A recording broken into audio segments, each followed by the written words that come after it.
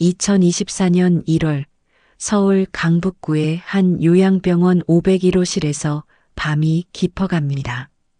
창밖으로는 하얀 눈이 소리 없이 내리고 있었고 병실 안은 희미한 달빛만이 가득했습니다. 늦은 밤 수면제의 효과가 조금씩 사라지며 희미한 의식이 돌아올 때쯤 옆 침대에서 들려오는 기침 소리에 잠을 깼습니다. 기침 소리는 낮지만 깊었고 어딘가 모르게 익숙했습니다. 마치 오래된 레코드판을 틀어놓은 것처럼 50년 전의 기억이 천천히 되살아나기 시작했습니다. 실버 머리카락이 반짝이는 창가 쪽 침대의 환자는 간간히 기침을 하며 잠든 듯 했습니다. 자정이 조금 지난 시각, 당직 간호사가 조용히 회진을 돌기 시작했습니다. LED 조명이 희미하게 켜지며 병실을 비추었고 그때 창가 침대의 환자 얼굴이 드러났습니다. 순간 온몸에 피가 얼어붙는 것 같았습니다. 깊게 팬 주름살과 희끗한 머리카락 사이로 보이는 얼굴은 분명 제가 평생을 기다려온 이수민 씨였습니다. 간호사는 체온을 재고 링거를 교체하는 일상적인 업무를 하고 있었지만 저의 세계는 그 순간 완전히 멈춰버렸습니다. 이불 속에서 떨리는 손을 진정시키려 했지만 50년이라는 시간의 무게가 순식간에 눈 앞으로 쏟아져 내렸습니다. 밤새 귓가에 맴도는 이수민 씨의 거친 숨소리와 간헐적인 기침 소리에 잠들지 못한 채 새벽을 맞이했습니다. 다음 날 아침 병실의 창문을 통해 보이는 하얀 설경은 마치 50년 전 우리의 첫 만남처럼 순수하고 아름다웠습니다. 1974년 봄 벚꽃이 흩날리던 숭실대학교 캠퍼스에서의 첫 만남이 마치 어제처럼 선명했습니다. 의과대학 건물 앞 벤치에서 우연히 마주쳤던 순간 봄바람에 날리던 이수민 씨의 검은 머리카락, 수줍게 웃던 모습까지 모든 것이 꿈처럼 떠올랐습니다. 아침 식사 시간이 다가오며 병실이 조금씩 분주해지기 시작했습니다.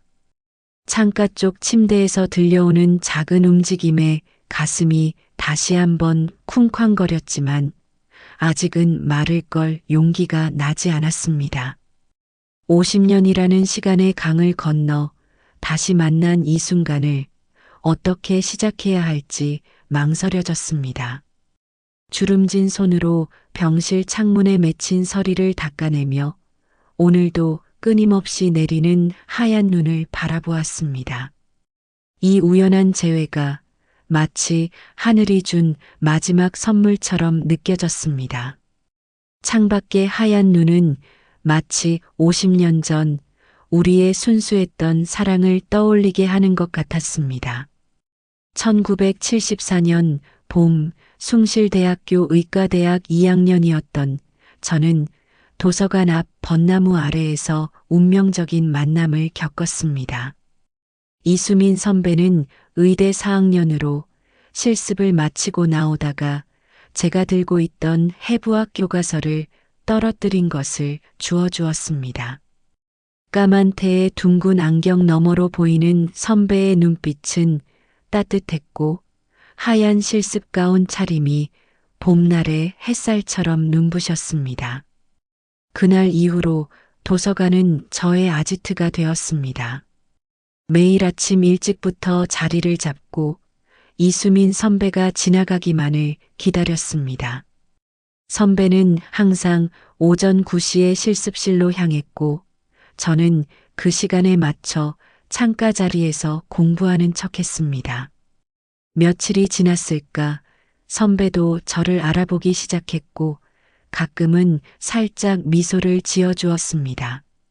4월 중순 벚꽃이 절정을 이루던 날 이수민 선배가 처음으로 말을 걸어왔습니다. 실습 때문에 바빴지만 틈틈이 후배들을 챙기고 싶다며 주말에 있을 스터디 모임에 저를 초대했습니다. 그렇게 시작된 우리의 만남은 자연스럽게 도서관 앞 카페에서의 둘만의 스터디로 이어졌습니다. 봄이 깊어갈수록 우리의 관계도 깊어졌습니다. 선배는 환자들을 대하는 마음처럼 따뜻하고 세심했습니다. 실습을 마치고 나면 항상 저를 찾았고 어려운 과목은 직접 가르쳐 주었습니다. 때로는 병원 구내식당에서 늦은 저녁을 함께 먹으며 의사가 된 후의 꿈에 대해 이야기를 나누었습니다. 5월이 되자 캠퍼스는 보라색 이팝나무 꽃으로 물들었습니다. 어느 날 저녁 이수민 선배는 처음으로 손을 내밀어 제 손을 잡았습니다. 병원 옥상 정원에서 마주한 노을빛은 우리의 첫사랑을 축복해 주는 것 같았습니다. 선배의 손은 실습으로 거칠어져 있었지만 그 온기만큼은 지금도 잊을 수 없습니다. 그의 봄학기가 끝나갈 무렵 우리는 서로에 대한 마음을 확신하게 되었습니다. 미래의 의사를 꿈꾸며 함께 공부하고 서로를 의지하며 보낸 시간들은 마치 천국에 있는 것처럼 행복했습니다. 하지만 그때는 몰랐습니다. 이 행복이 얼마나 짧을지, 그리고 이후로 50년이라는 긴 시간을 기다려야 할지는. 1974년 여름 장마철의 무거운 비구름이 캠퍼스를 덮은 어느 날이었습니다. 이수민 선배는 평소와 달리 무언가 심각한 표정으로 저를 찾아왔습니다. 병원 옥상 정원의 작은 벤치에 앉아 선배는 어머님의 병환 이야기를 꺼냈습니다. 간암 말기 판정을 받으셨고 수술비가 필요하다는 내용이었습니다. 당시 베트남에서는 한국 의사들을 높은 보수로 채용하고 있었습니다. 6개월만 근무해도 어머님의 수술비를 마련할 수 있다는 계산이었습니다. 선배의 목소리는 떨렸지만 결심은 확고해 보였습니다. 제 손에 은반지를 끼워주며 꼭 돌아오겠다고 6개월만 기다려달라고 약속했습니다. 공항으로 배웅하던 날 하늘은 유난히도 푸르렀습니다. 선배는 마지막으로 저를 꼭 안아주었습니다. 흰색 와이셔츠에서는 소독약 냄새가 희미하게 났고 팔짱을 끼고 걸을 때마다 주머니에서 청진기가 부딪히는 소리가 들렸습니다. 그때의 모든 순간이 사진처럼 선명하게 기억에 남아 있습니다.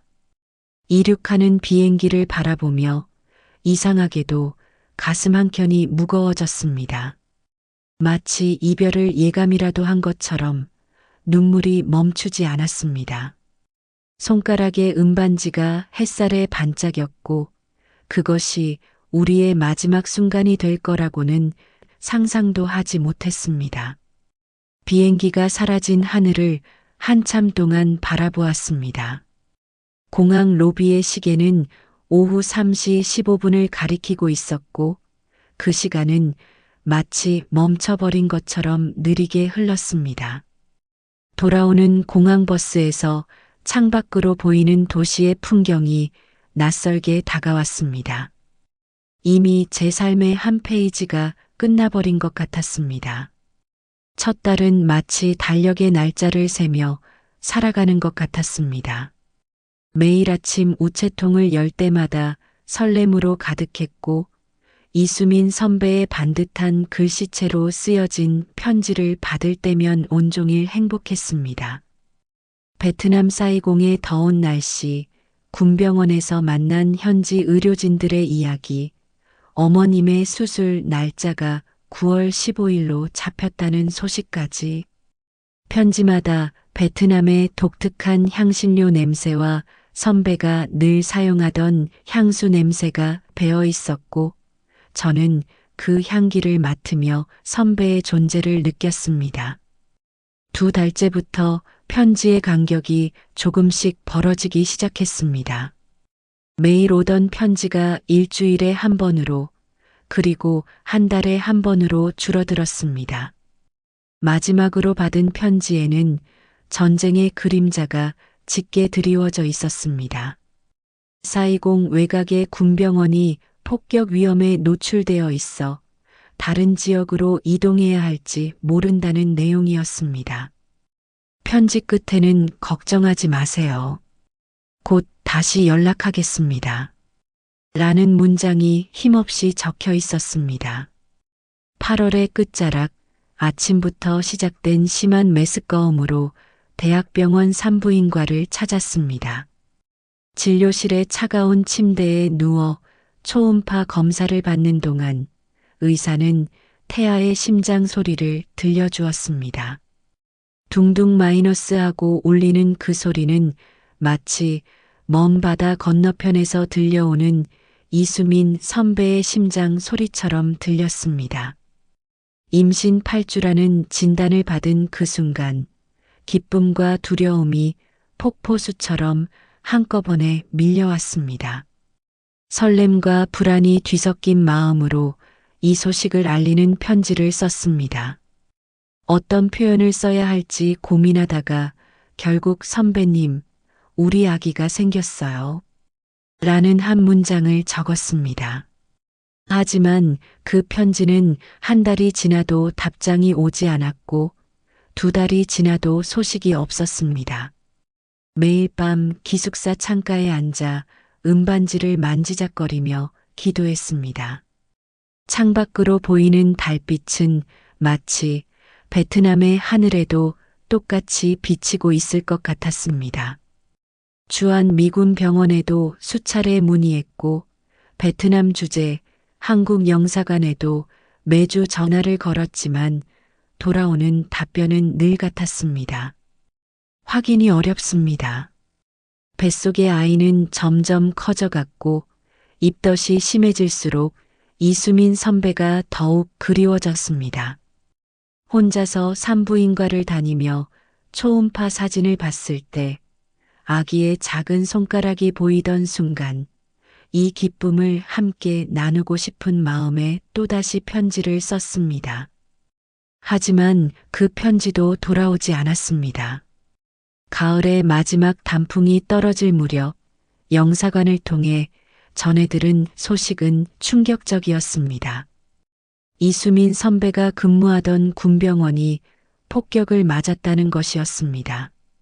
생존자 명단을 확인하고 사망자 명단을 뒤졌지만 선배의 이름은 어디에도 없었습니다. 마치 안개 속으로 스며들듯이 이수민 선배의 흔적은 완전히 사라져버렸습니다.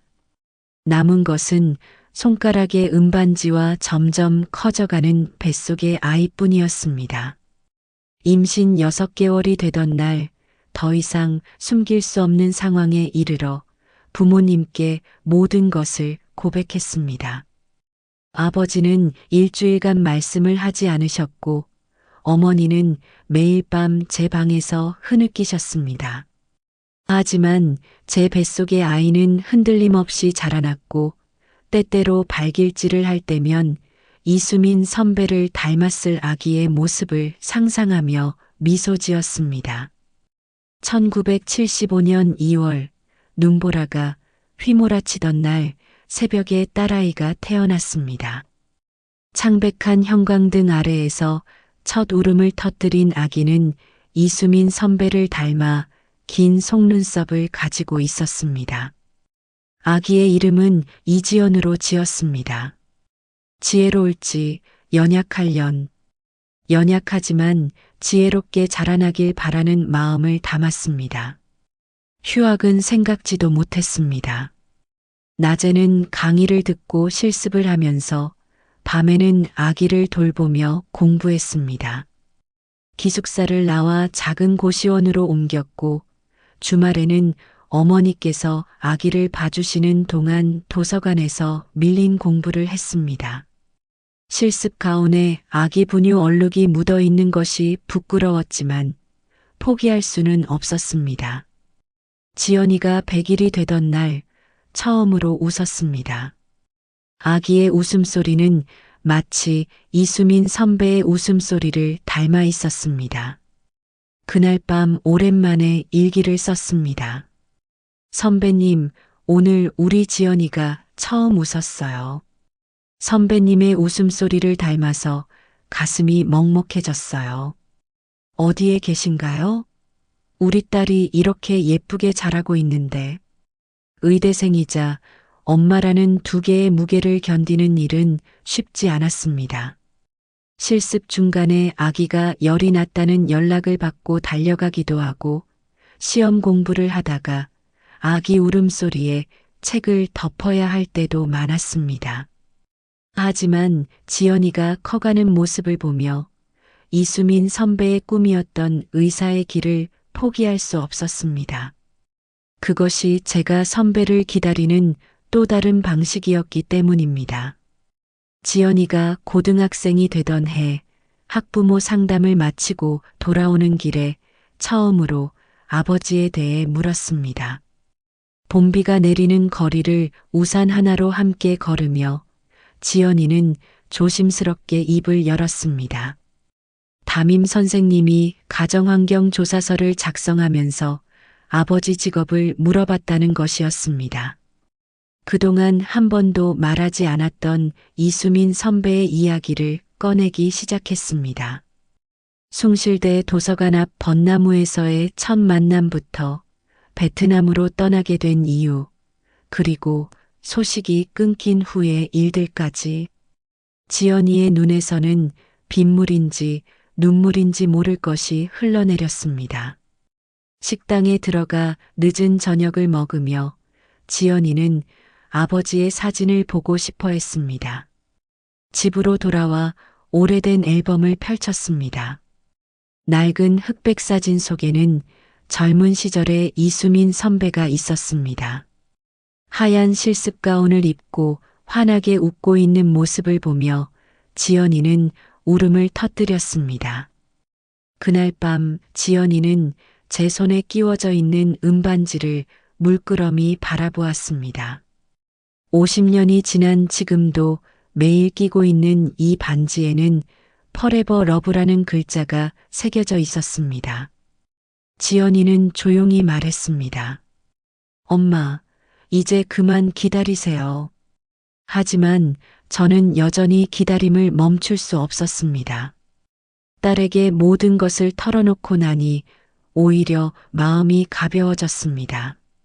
지연이는 그날 이후 의대 진학을 결심했고 아버지처럼 훌륭한 의사가 되겠다는 꿈을 품게 되었습니다. 가끔 병원 실습을 마치고 돌아온 지연이의 모습에서 젊은 시절의 이수민 선배가 겹쳐 보일 때면 아직도 가슴 한켠이 아려왔습니다. 매년 7월 15일이면 김포공항을 찾았습니다.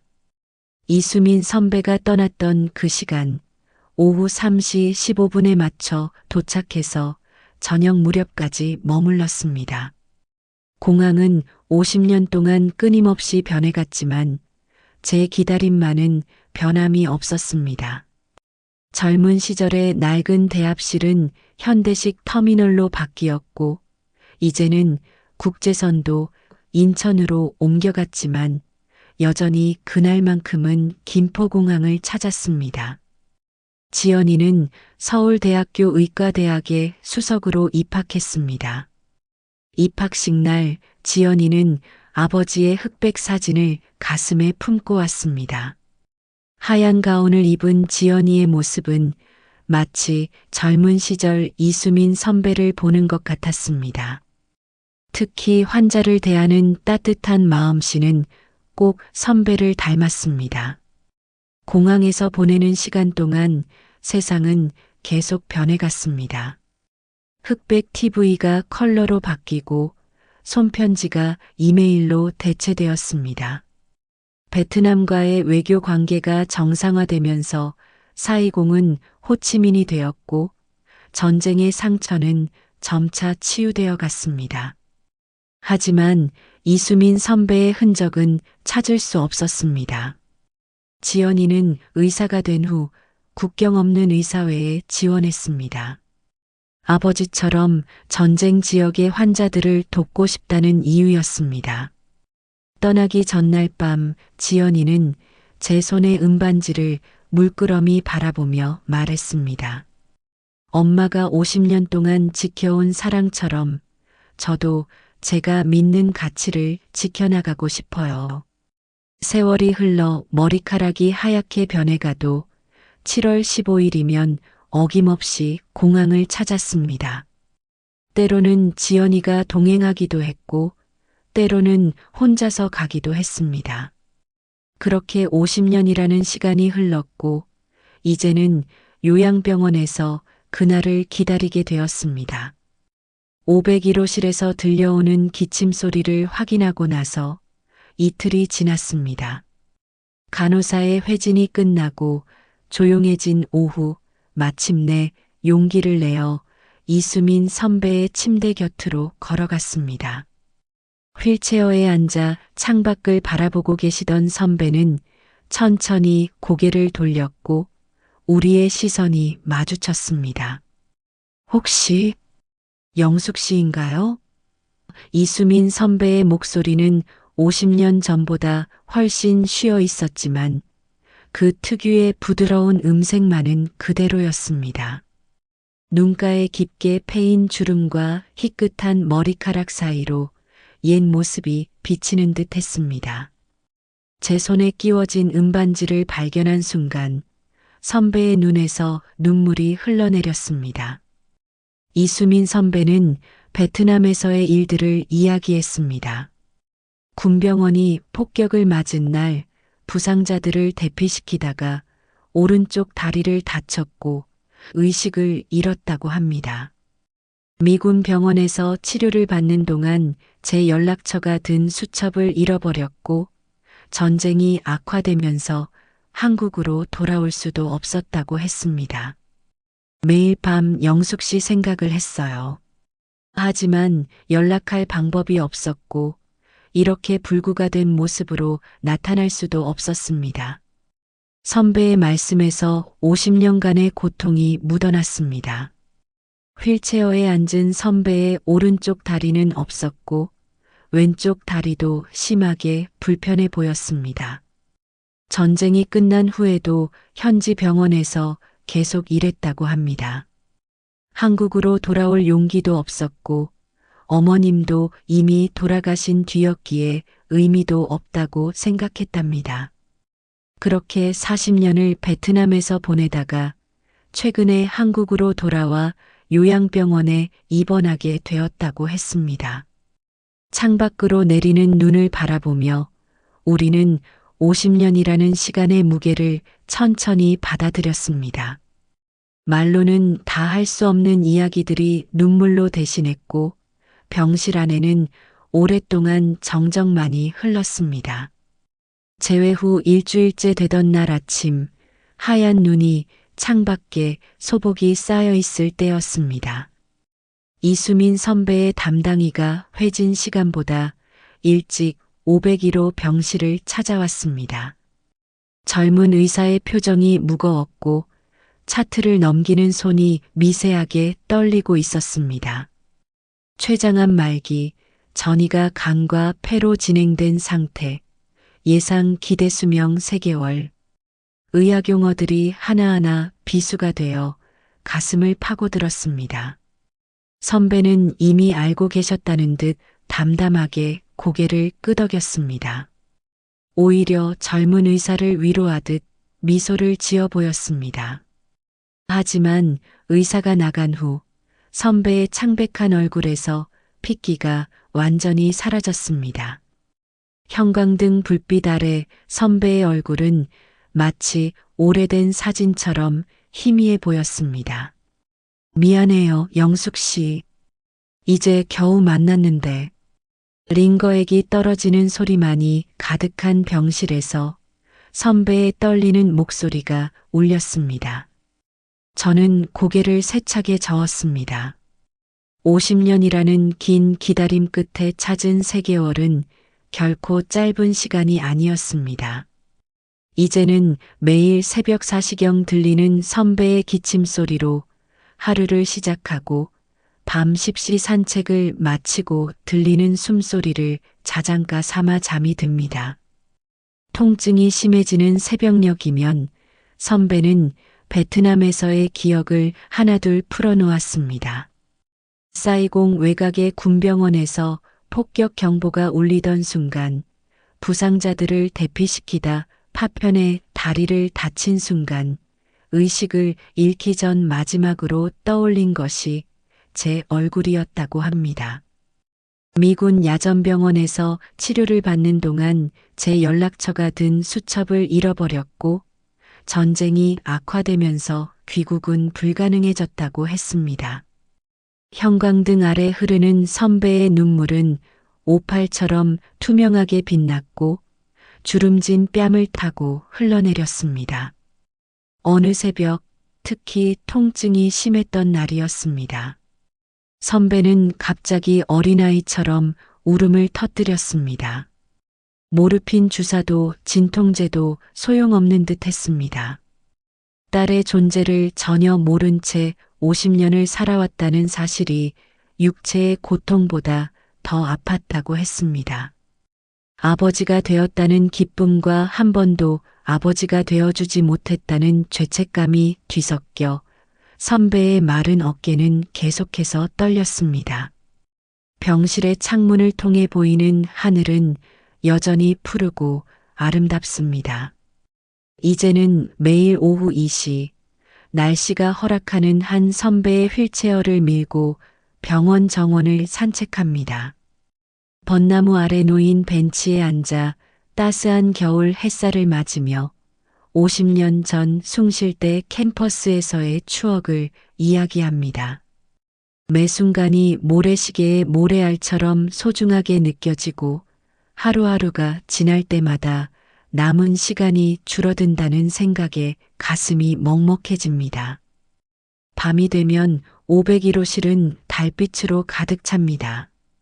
선배의 산소호흡기가 내는 일정한 소리와 심전도 모니터의 규칙적인 비프음이 병실을 채우고 저는 이 소리들이 영원히 계속되기를 기도합니다. 창가에 놓인 휠체어에 달빛이 비치면 마치 젊은 시절의 이수민 선배가 앉아 있는 것처럼 보입니다. 2024년 1월의 마지막 날, 아침부터 내리던 눈이 잠시 멈춘 오후 3시, 지연이가 국경 없는 애사회 2년간의 활동을 마치고 501호 병실 문을 열었습니다. 문틈으로 비치는 겨울 햇살 속에 서 있는 지연이의 모습은 마치 젊은 시절의 제 모습 같았습니다. 하얀 의사 가운을 입은 채 검은 머리카락을 단정하게 묶은 모습이 병실로 들어서는 순간 시간이 멈춘 듯 했습니다. 이수민 선배는 천천히 고개를 돌려 딸을 바라보았고 지연이는 그 자리에 얼어붙었습니다. 50년이라는 시간도 지우지 못한 닮은 점들이 한순간에 드러났습니다. 긴 속눈썹 아래 맑은 눈매 가늘고 긴 손가락, 환자를 대할 때의 부드러운 말투까지. 피는 속일 수 없다는 말이 이런 순간을 두고 하는 것일까요? 아버지. 지연이의 떨리는 목소리가 조용한 병실을 채웠습니다. 산소호흡기를 끼고 계신 이수민 선배의 마른 손이 천천히 올라가 지연이의 얼굴을 더듬었습니다. 주름진 손가락으로 딸의 눈과 코, 입술을 하나하나 만지작거리며 50년 동안 보지 못한 딸의 얼굴을 기억하려 했습니다. 지연이는 아버지의 휠체어 앞에 무릎을 꿇고 앉았고 떨리는 손으로 아버지의 손을 잡았습니다. 병실 창가에 놓인 작은 테이블 위로 지연이가 베트남에서 찍은 사진들이 펼쳐졌습니다. 호치민 외곽의 작은 진료소에서 환자들을 진료하는 모습, 전쟁의 상처가 아직 남아있는 마을에서 어린이들과 함께 찍은 사진들, 현지 의료진들과 어깨를 나란히 하고 수술하는 장면들. 이수민 선배는 산소 마스크를 쓴 채 힘겹게 숨을 쉬면서도 한 장 한 장 자세히 들여다보았습니다. 아버지가 계셨던 사이공. 지금의 호치민에서 저도 많은 환자들을 만났어요. 아버지처럼 저도 그곳에서 의사로서의 사명을 다하고 싶었습니다. 지연이의 말에 선배의 눈가에 맑은 눈물이 고였습니다. 자신이 떠나온 그 땅에서 딸이 자신의 꿈을 이어갔다는 사실에 깊은 감동을 받은 듯 했습니다. 해가 저물어갈 무렵 잠시 눈이 그친 틈을 타서 지연이는 아버지의 휠체어를 밀고 병원 정원으로 나갔습니다. 하얀 눈이 쌓인 벤치 앞에 휠체어를 세우고 지연이는 아버지의 어깨를 따뜻하게 감쌌습니다. 선배는 베트남에서의 기억을, 지연이는 국경 없는 의사회에서의 경험을 이야기했습니다. 서로 다른 시대, 다른 장소였지만 그들의 의술을 통한 봉사와 희생의 이야기는 하나로 이어졌습니다. 그날 밤 달빛이 가득한 501호실에서 이수민 선배는 지연이의 손을 꼭 잡고 마지막 이야기를 했습니다. 목소리는 약했지만 또렷했습니다. 내가 의사가 된 것이 나의 가장 큰 자부심이구나. 아버지로서 해준 것은 하나도 없지만 우리가 같은 길을 걸었다는 것. 그리고 내가 나보다 더 훌륭한 의사가 되었다는 사실이 내게는 큰 위로가 된다. 선배의 깊어진 주름 사이로 눈물이 흘러내렸고 지연이도 조용히 눈물을 닦았습니다. 창밖으로 다시 눈이 내리기 시작했습니다. 501호실은 달빛과 눈빛으로 은은하게 밝아졌고 심전도 모니터의 일정한 소리만이 고요한 병실을 채웠습니다. 50년의 기다림이 만든 작은 기적은 이렇게 완성되어 갔습니다. 젊은 시절의 아픈 이별, 긴 기다림의 세월, 그리고 마지막 순간의 재회까지. 우리 가족의 이야기는 이제 새로운 장을 맞이하고 있었습니다. 1980년 4월 파주 문산의 제1보병사단에서 통신병으로 복무하던 시절이었습니다. 초봄에 쌀쌀한 바람이 불던 어느 토요일 오후, 우체국 앞 버스 정류장에서 처음 김미영을 만났습니다. 아직 꽃샘 추위가 가시지 않은 날씨였지만 그녀는 봄처럼 상큼한 미소를 지니고 있었습니다. 미영이는 매주 토요일이면 어김없이 이웃 마을에서 걸어와 군인들의 편지를 받아가는 민간인 여학생이었습니다. 문산여고 3학년이었던 그녀는 검은 교복에 하얀 칼라를 단정하게 매고 긴 생머리를 한쪽으로 늘어뜨린 모습이 무척 인상적이었습니다. 우체국 창구에서 편지를 받을 때면 늘 공손하게 허리를 굽혔고 받은 편지를 소중하게 가방에 넣는 모습에서 따뜻한 마음이 느껴졌습니다. 4월의 마지막 토요일, 갑자기 쏟아진 봄비를 피해 우체국 처마 밑으로 달려들었을 때였습니다. 저와 미영이는 처음으로 긴 대화를 나누게 되었습니다. 그녀는 서울의 연세간호전문대학에 진학하고 싶다는 꿈을 가지고 있었습니다. 아픈 할머니를 간호하면서 자연스럽게 꾸게 된 꿈이라고 했습니다. 저는 제대 후 경찰 시험을 준비하겠다는 계획을 이야기했고, 미영이는 제 이야기를 진지하게 들어주었습니다. 그렇게 시작된 우리의 만남은 매주 토요일 우체국 앞에서 이어졌습니다. 가끔은 동네 다방에서 커피를 마시며 이야기를 나누기도 했습니다. 미영이는 늘 레몬티를 주문했고, 저는 그녀의 취향이 사랑스럽게 느껴졌습니다. 커피잔 속에 설탕을 부지런히 저으며 나눈 대화들은 군 생활의 가장 달콤한 순간이었습니다. 7월 초 휴가를 받아 미영이의 집을 찾아갔을 때였습니다. 낡은 2층 집은 텅 비어 있었고 대문에는 전세방 구함이라는 종이가 붙어 있었습니다. 옆집 아주머니의 말씀으로는 미영이네가 2주 전 갑자기 이사를 갔다고 했습니다. 아버지의 사업 실패로 야반도주 하다시피 떠났다는 것이었습니다. 남은 것은 미영이가 마지막으로 제게 준 하얀 손수건 뿐이었습니다. 구석에 M, Y, K라고 정성스럽게 수를 놓은 그 손수건을 40년이 지난 지금까지도 지갑 한켠에 간직하고 있습니다. 그리고 오늘 서울중앙병원의 신임 간호부장이 저를 찾아왔다는 연락을 받았습니다. 경찰청장실 문을 두드린 그 사람은 40년 전 우체국 앞에서 만난 그 미영이었습니다. 2024년 1월 서울 서대문구 경찰청 건물 6층 오후 3시의 겨울 햇살이 청장실 창문을 통해 비치고 있었습니다. 무거운 호두나무 문이 열리고 하얀 간호복을 입은 김미영이 들어왔습니다.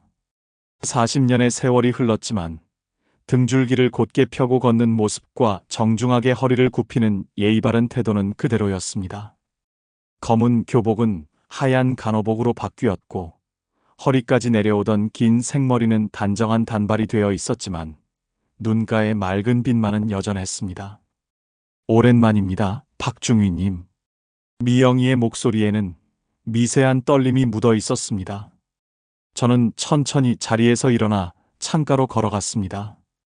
붉은 호두나무 책상 맨 아래 서랍을 열어 오래된 가죽 지갑을 꺼냈습니다. 지갑 속 비닐 커버 안에는 40년간 고이 접어두었던 하얀 손수건이 있었습니다. 조심스럽게 펼쳐보니 구석에 수놓은 M, Y, K라는 자수는 희미해졌지만 여전히 읽을 수 있었습니다. 미영이의 눈시울이 붉어졌습니다. 흰색 간호복 주머니에서 손수건을 꺼내 살짝 눈가를 닦았습니다. 아직도 가지고 계셨네요. 그녀는 검은색 가죽 가방에서 낡은 봉투를 꺼냈습니다.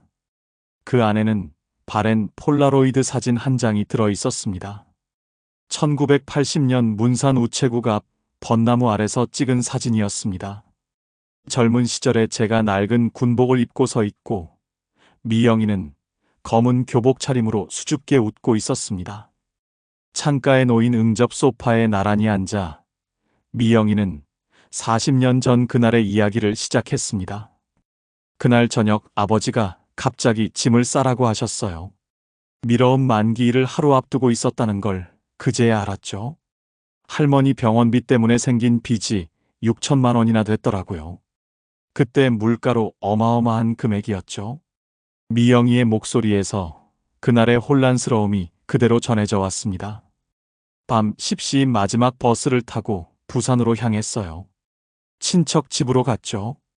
박중휘님께 마지막 인사도 못 드리고 창밖으로 보이는 겨울 하늘은 맑았지만 그녀의 이야기는 1980년 7월의 어둡고 습한 밤으로 저를 데려갔습니다. 처음에는 부산 메리놀병원에서 청소부로 일했어요. 아버지는 부산항에서 부두 일을 하셨고요. 그러다 간호조무사 자격증을 따서 병원 일을 시작했죠. 낮에는 병원에서 일하고 밤에는 간호학원을 다녔어요. 미영이는 자신의 지난 40년을 차분히 풀어놓았습니다. 1985년 부산간호전문대학 야간부 입학, 1988년 졸업과 동시에 정식 간호사가 된 이야기, 1995년 서울로 올라와 대학병원 응급실에서 일한 경험, 2010년 간호팀장으로 승진하고 이제는 서울중앙병원 간호부장이 되기까지의 고단했던 여정이었습니다. 청장실의 탁상 시계가 사실을 알렸습니다. 미영이는 잠시 말을 멈추고 창밖을 바라보았습니다. 지금도 가끔 문산 우체국 앞 버스 정류장 꿈을 꿔요. 박중휘님을 기다리면서 레몬티를 마시던 그 다방도요. 그녀의 말에 저도 모르게 미소가 지어졌습니다. 시간은 흘렀지만 우리의 기억 속에서 그 순간들은 여전히 선명했습니다. 경찰청장실의 오후는 깊어갔고 우리의 대화는 40년이라는 시간을 천천히 더듬어 갔습니다. 미영이가 부산에서 간호사의 꿈을 이루어가는 동안 저는 1983년 경찰 공채 시험에 합격해 순경으로 첫 발을 내딛었습니다. 서로 다른 길을 걸어왔지만 우리는 각자의 자리에서 최선을 다해 살아왔습니다. 1985년 겨울, 강원도 춘천경찰서 형사계 신임 순경이었던 저는 부산 출장을 핑계로 메리놀 병원을 찾았습니다. 흰 눈이 내리는 날이었고 병원 안내 데스크에서 김미영이라는 이름을 물었지만 돌아온 답변은 3개월 전에 그만두셨어요 라는 말뿐이었습니다. 그날 저녁 부산역 근처 작은 포장마차에서 소주를 마시며 미영이를 그리워했던 기억이 아직도 선명합니다. 1988년 서울 강력계로 발령받았을 때는 밤낮 없이 사건 현장을 뛰어다녔습니다. 그해 미영이는 부산간호전문대학을 수석으로 졸업하고 부산대학교 병원 응급실에서 일하기 시작했다고 합니다. 밤마다 응급실에서 112에 전화하면서 혹시 박중휘님을 만날 수 있지 않을까 생각했어요. 미영이의 말에 가슴 한켠이 아려왔습니다. 1992년 서울청 강력반장이 되었을 무렵 저는 잠시 결혼 생활을 했습니다. 형사과장 딸과의 맞선으로 시작된 결혼이었지만 끝없는 밤근무와 사건 출동으로 1년 만에 이혼하게 되었습니다. 미영이도 1993년 봄 대학병원 의사와 결혼했다가 6개월 만에 헤어졌다고 합니다. 응급실 3교대 근무를 이해하지 못하는 시댁의 압박을 이겨내지 못했다는 이유였습니다. 2000년 5월 서울청 강력계장으로 있을 때였습니다. 연쇄살인범 검거작전 중 우측 어깨에 총상을 입어 서울중앙병원 응급실에 실려갔습니다. 의식이 흐릿한 상태에서 누군가 간호팀장님, 총상 환자입니다. 라고 외치는 소리를 들었습니다. 그때 미영이가 바로 그 응급실의 간호팀장이었다는 사실을 이제야 알게 되었습니다. 그때 기억나요? 키가 크고 마른 형사과장님이 들어오셨죠? 어깨에서 피가 많이 났는데 응급실이 너무 바빠서 환자 얼굴도 제대로 보지 못했어요. 미영이의 목소리가 떨렸습니다. 그날 밤 당직이었는데 환자분이 의식을 잃은 상태에서 미영아라고 부르는 소리를 들은 것 같았어요. 하지만 바쁜 응급실에서 그저 지나쳐버렸죠. 우리는 수없이 스쳐 지나갔습니다. 같은 하늘 아래, 때로는 같은 병원에서, 심지어 같은 응급실에서도 만나지 못했습니다. 시계는 사시 30분을 가리키고 있었고 창밖으로는 겨울 해가 서서히 기울어가고 있었습니다. 2010년 저는 서울지방경찰청장으로 승진했습니다. 취임식 날 병원 응급실에서 만난 수많은 경찰관들이 떠올랐습니다.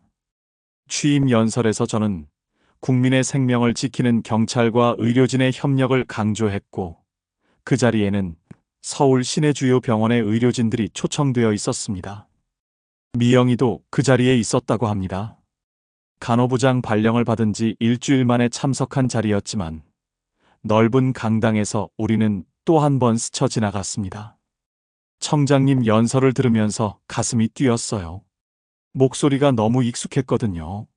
하지만 그때는 감히 박중휘님일 거라고는 상상도 못했죠. 미영이의 말에 저는 쓴웃음을 지었습니다. 당시 제가 강조했던 경찰과 의료진의 협력 체계는 미영이가 주도한 골든타임 프로젝트로 실현되었습니다. 2015년 강남 한복판에서 발생한 묻지마 살인 사건 때였습니다. 저는 현장 지휘본부장으로, 미영이는 응급의료 총괄팀장으로 마주쳤어야 했습니다. 하지만 그날 미영이는 급성 맹장염으로 수술을 받는 중이었고 대신 다른 간호사가 파견되었습니다.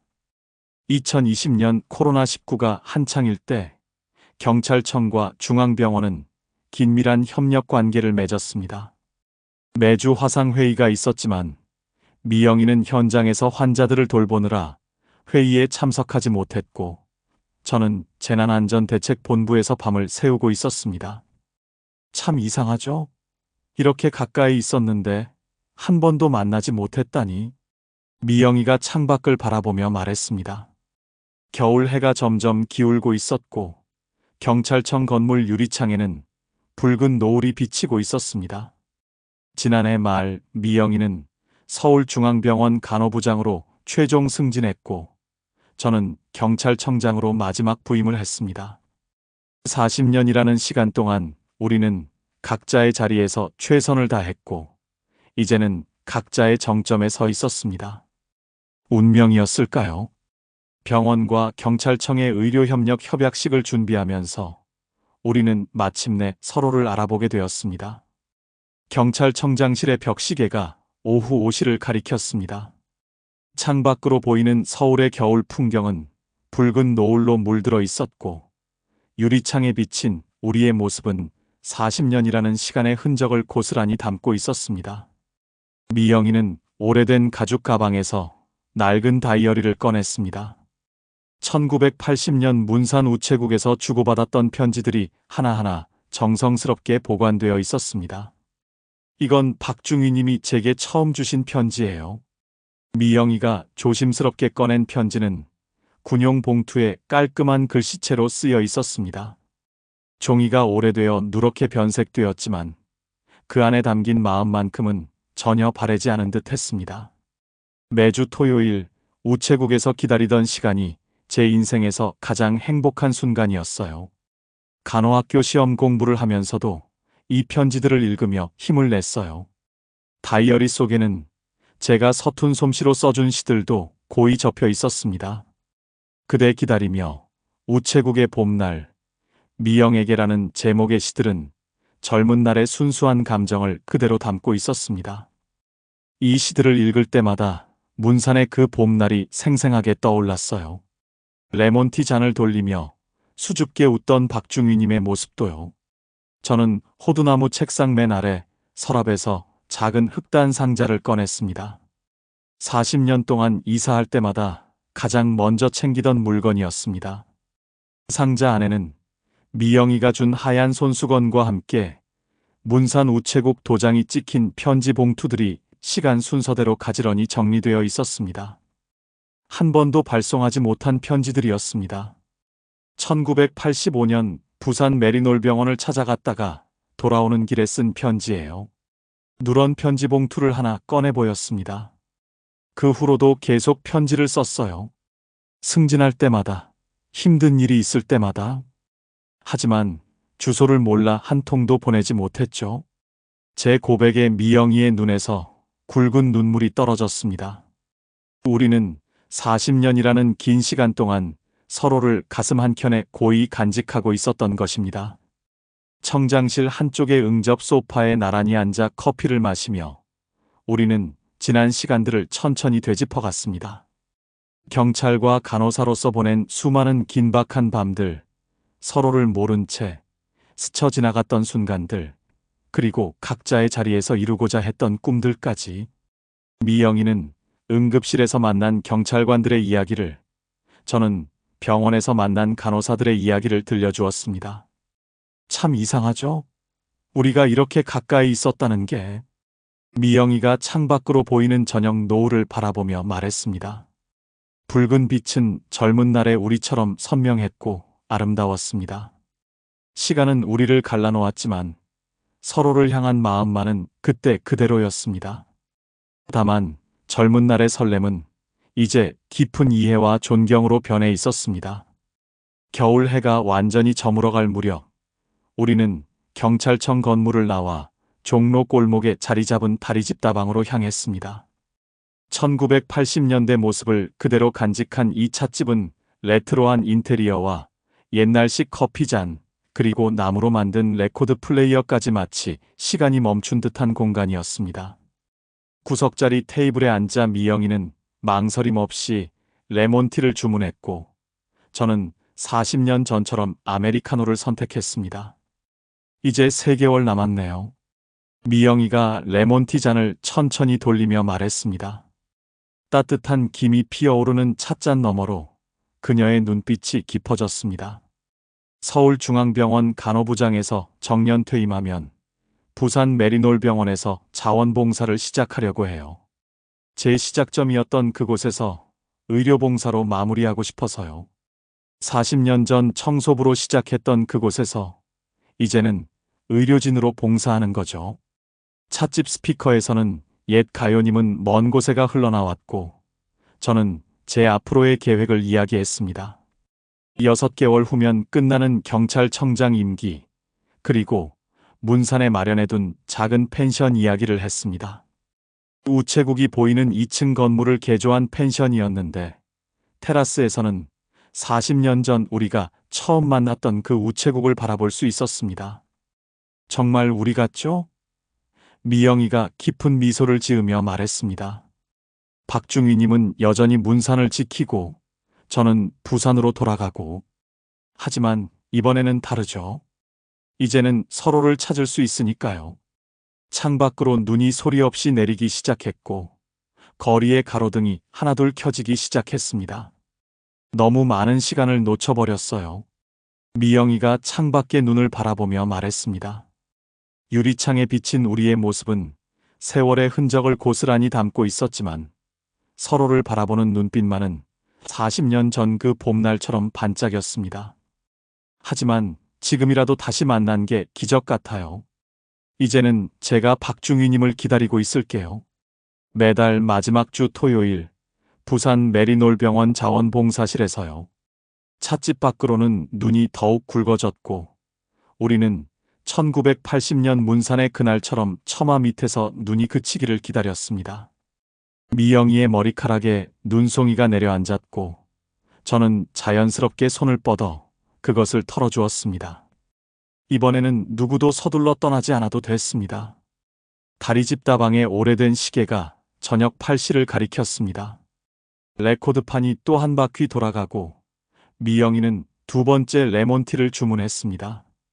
우리에게는 이제 충분한 시간이 있었습니다.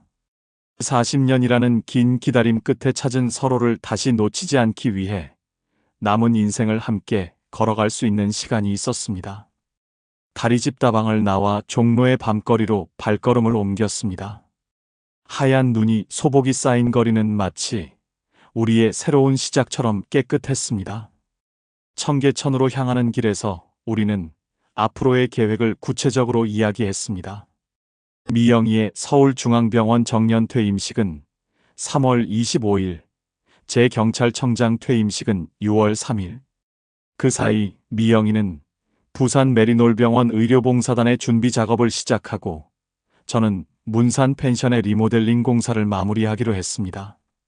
우체국 다방, 어떠세요? 청계천 다리 위에 서서 미영이가 제안했습니다. 그녀의 숨결이 차가운 겨울 공기 속에 하얗게 피어올랐습니다.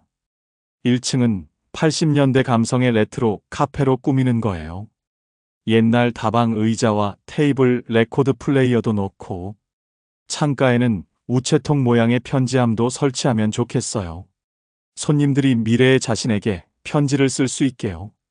미영이의 계획은 계속 이어졌습니다. 2층은 아늑한 게스트하우스로 꾸미고 테라스에는 우체국이 보이는 작은 정원을 만들어요. 저는 매달 마지막 주 금요일에 부산에서 올라와서 일요일까지 카페 일을 도울 수 있어요. 부산에서도 비슷한 걸 해보고 싶어요.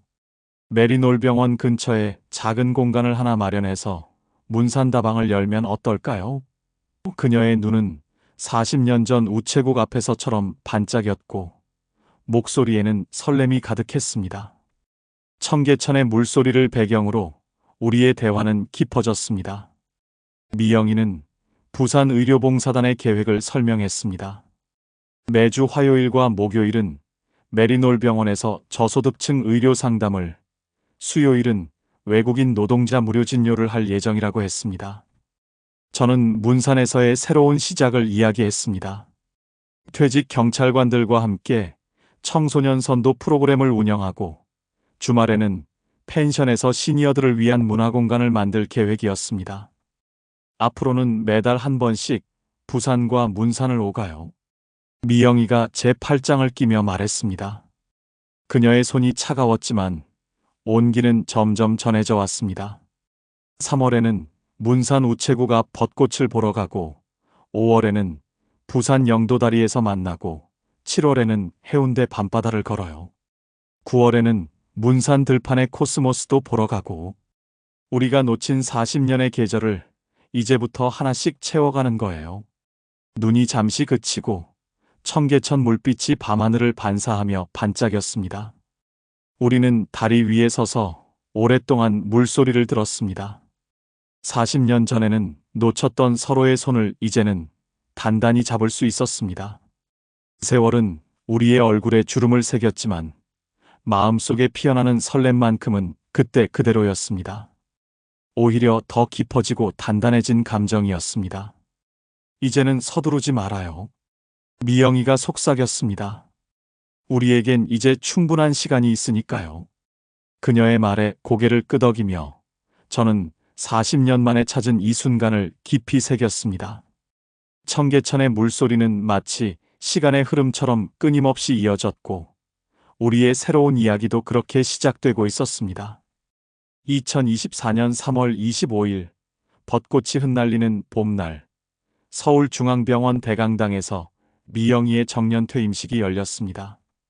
강당은 미영이와 함께 일했던 의료진들과 그녀가 돌봤던 환자들로 가득 찼습니다.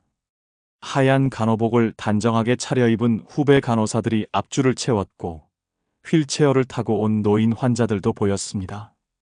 미영이는 단상에 올라 마지막 인사말을 했습니다. 떨리는 목소리로 시작된 말씀이었지만 점차 힘이 실렸습니다. 1980년 부산 메리놀병원에서 청소부로 시작해 오늘 서울중앙병원 간호부장으로 마무리합니다. 44년이라는 시간 동안 제가 지켜온 한 가지가 있다면 그것은 환자를 향한 첫 마음입니다. 할머니의 병간호를 하면서 품었던 그 초심을 잃지 않으려 노력했습니다. 강당 맨 뒷자리에 앉아 그녀의 말을 듣고 있자니 1980년 문산 우체국 앞에서 처음 만났던 순간이 선명하게 떠올랐습니다. 그때의 수줍은 여고생은 이제 한 병원의 수장이 되어 있었고 그 과정에서 수많은 생명을 구했다는 사실에 가슴이 뭉클해졌습니다. 퇴임식이 끝나고 미영이는 후배 간호사들과 일일이 포옹을 나누었고 휠체어를 타고 온 환자들은 그녀의 손을 꼭 잡고 눈물을 흘렸습니다. 6월 3일 경찰청 대강당에서 열린 제 퇴임식에는 미영이가 첫 줄에 앉아 있었습니다. 44년간의 경찰 생활을 마무리하는 자리에서 저는 마지막 훈시를 했습니다. 경찰의 사명은 국민의 생명과 안전을 지키는 것입니다. 그리고 그 일에는 늘 의료진들이 함께 했습니다. 현장에서 만난 모든 간호사들에게 깊은 감사를 전합니다. 미영이와 눈이 마주쳤고 그녀는 살짝 고개를 숙여 미소 지었습니다. 퇴임식이 끝난 후 우리는 곧장 문산으로 향했습니다. 석양이 물드는 오후 우체국 다방에 간판이 걸린 2층 건물 앞에 섰습니다. 1층의 레트로 풍 카페 인테리어는 완성되어 있었고 창가에는 우체통 모양의 편지함이 설치되어 있었습니다. 2층 테라스에서는 40년 전 우리가 처음 만났던 그 우체국이 보였습니다. 여기 서 계시면 안 되죠, 사장님. 미영이가 장난스럽게 말했습니다. 이제 장사 준비해야죠. 그녀는 앞치마를 메고 카페 안으로 들어갔고 저는 그 모습을 바라보며 미소 지었습니다. 우체국 다방의 도어벨이 맑은 소리를 내며 울렸고 첫 손님을 맞이하는 그 소리는 마치 우리의 새로운 시작을 알리는 종소리 같았습니다. 테라스에 걸린 풍경 소리가 봄바람에 흔들렸고 우체국 앞 벚나무에서는 꽃잎이 눈처럼 흩날렸습니다. 40년 전 그날의 풍경이 오버랩되는 순간이었습니다. 다만 이제는 아무도 서둘러 떠나지 않아도 됐습니다. 우리에겐 이제 충분한 시간이 있었으니까요. 봄부터 가을까지 우리는 약속대로 부산과 문산을 오가며 새로운 추억을 쌓았습니다. 3월 말 문산 우체국 앞 벚꽃이 만개했을 때 미영이가 찾아왔습니다. 40년 전 그날처럼 벚꽃이 흩날렸고 우체국 다방의 창가에 앉아 그날의 풍경을 다시 보았습니다. 이제는 금요일부터 일요일까지 미영이가 직접 손님들을 맞이했고 저는 그녀가 정성스럽게 내리는 커피 향을 맡으며 잃어버린 시간을 되찾는 기분이었습니다. 손님들이 편지를 많이 쓰시네요. 미영이가 우체통 모양 편지함을 정리하며 말했습니다. 미래의 자신에게 쓴 편지, 용기가 없어 전하지 못한 사랑의 편지, 돌아가신 부모님께 보내는 편지까지. 우리처럼 마음을 전하지 못한 분들이 많나 봐요. 5월에는 제가 부산으로 내려갔습니다. 푸른 하늘 아래 영도다리를 건너는 미영이의 모습은 봄바람처럼 싱그러워 보였습니다. 메리놀병원에서는 매주 화요일과 목요일 외국인 노동자들을 위한 무료 진료를 시작했다고 했습니다. 진료를 기다리는 분들을 보면 1980년 제가 청소부로 일하던 때가 떠올라요. 복도를 닦으며 간호사가 되길 꿈꾸던 그때, 지금 생각해보면 모든 순간이 오늘을 위한 준비였나 봐요. 무더운 7월, 해운대의 밤바다는 젊은 연인들로 북적였습니다. 달빛이 반짝이는 달맞이길을 천천히 걸으며 우리는 더 깊은 이야기를 나누었습니다. 이제는 문산의 작은 집을 얻으려고 해요. 우체국다방에서 걸어서 5분 거리에 있는 한옥이에요. 봄에는 앞마당에서 꽃도 피우고 가을에는 단풍도 구경할 수 있을 것 같아요. 미영이의 계획에 저는 부산에도 제2의 우체국다방을 열자고 제안했습니다. 메리놀병원 근처의 문산다방이라는 이름으로 그곳에서도 사람들의 마음을 담은 편지를 모으자고 했습니다. 8월에 태종대는 더위마저 잊게 하는 시원한 바닷바람이 불었습니다. 등대 아래 벤치에 앉아 석양을 바라보며 미영이가 물었습니다. 우리 참 많이 기다렸죠? 그 말에 40년이란 세월이 한순간에 녹아드는 것 같았습니다. 젊은 날의 설렘 같은 사랑을 뛰어넘어 이제 우리는 서로의 인생을 완성하는 동반자가 되어가고 있었습니다. 9월이 되자 문산의 들판에는 코스모스가 피어났습니다. 우체국다방 테라스에서 바라보는 저녁 무렵의 풍경은 마치 수채화 같았습니다. 미영이는 이제 부산과 문산을 오가는 기차 안에서 새로운 일기를 쓴다고 했습니다. 1980년의 일기장에는 그리움만 가득했는데 이제는 행복이 채워지고 있어요. 가을이 깊어갈수록 우리의 마음도 더욱 깊어졌습니다. 젊은 날의 사랑은 불꽃처럼 뜨거웠지만 이제는 차분히 피어오르는 햇살 같은 사랑이 되었습니다. 우리는 더 이상 서두르지 않았습니다. 사계절을 천천히 걸으며 잃어버린 시간보다 더 아름다운 추억을 만들어가고 있었으니까요. 2024년의 마지막 눈이 내리는 12월, 미영이는 문산의 한옥집으로 완전히 이사를 마쳤습니다.